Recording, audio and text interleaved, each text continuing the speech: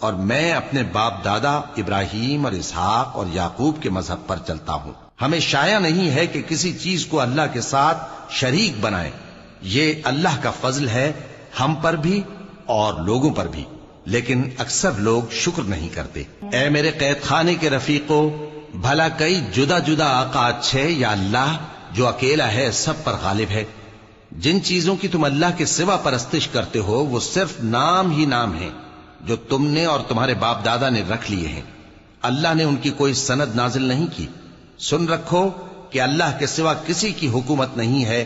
اس نے ارشاد فرمایا ہے کہ اس کے سوا کسی کی عبادت نہ کرو، یہی سیدھا دین ہے، لیکن اکثر لوگ نہیں جانتے۔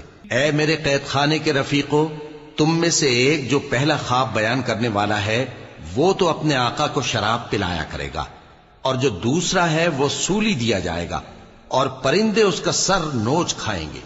جو بات تم مجھ سے پوچھتے تھے وہ فیصل ہو چکی ہے، اور ان دونوں میں سے جس کی نسبت یوسف نے خیال کیا کہ وہ رہائی پا جائے گا، اس سے کہا کہ اپنے آقا سے میرا ذکر بھی کر دینا۔ پھر شیطان نے اسے ان کا اپنے آقا سے ذکر کرنا بھلا دیا، اور یوسف کئی برس قید خانے ہی میں رہے۔